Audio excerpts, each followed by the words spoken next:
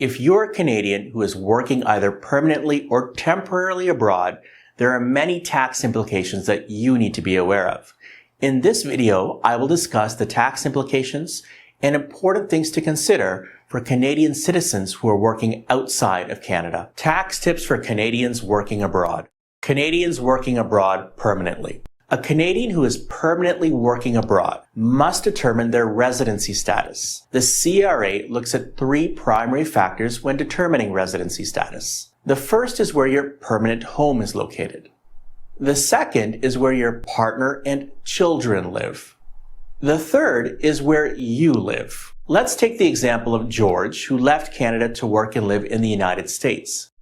His permanent home is in the United States. His wife and child are in the United States, and George himself lives in the United States. In this case, George is clearly a non-resident of Canada. The secondary factors that the CRA considers when determining residency status include bank accounts, credit cards, social ties, personal possessions, and more. A single secondary tie by itself will not cause you to become or remain a resident of Canada.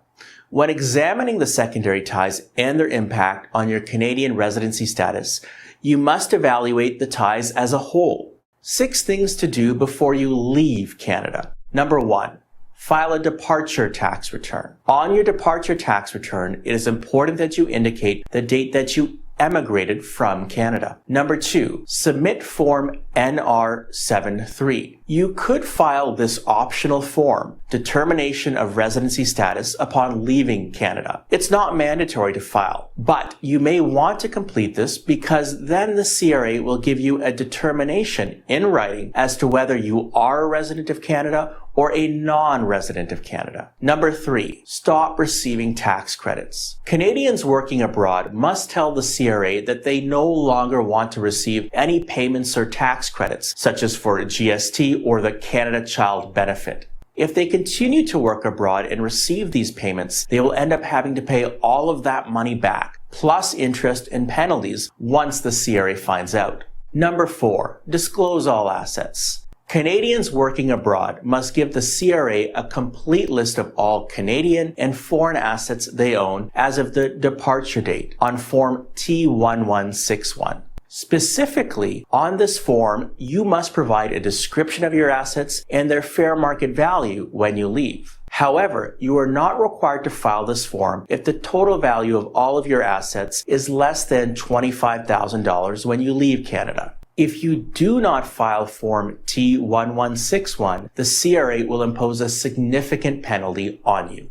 Number 5, pay departure tax. When you leave Canada and become a non-resident, you are deemed to have sold all of your assets at their fair market value, and you must pay tax on the accrued gains. Certain assets are exempt from departure tax, like your principal residence, registered retirement savings plan, TFSAs. Number 6, talk to your financial advisor. You should tell your financial advisor that you have become a non-resident, the date you became a non-resident, and that you would like to receive non-resident tax slips from any financial institutions that you deal with. You should also tell your financial advisor that you no longer wish to contribute to your RRSP and the tax-free savings account.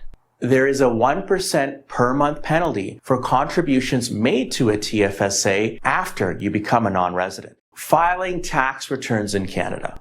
As a Canadian permanently working abroad, you only have to file a tax return in 3 specific circumstances. Number 1, you earned employment income in Canada.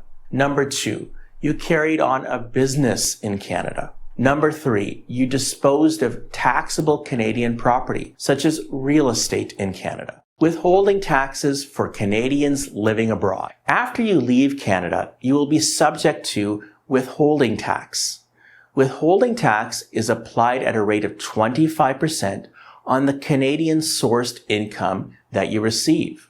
This includes interest, dividends, CPP, old age security, pension, RRSP income, and rents from real estate property in Canada. Let's look at an example. George has $10,000 in Canadian savings bonds that pays him a whopping 10% interest, or $1,000 per year. In this case, George's Canadian bank would be required to hold back 25% in taxes, or $250 from the 10% interest payments that he receives. This is known as a withholding tax. You should look at the tax treaty that Canada has with the country you're living in to see if you can get any kind of tax relief from withholding tax. For example, if you live in the United States, the withholding tax imposed on dividends is just 15%. Furthermore, the withholding tax on interest received from Canadian financial institutions is in fact zero.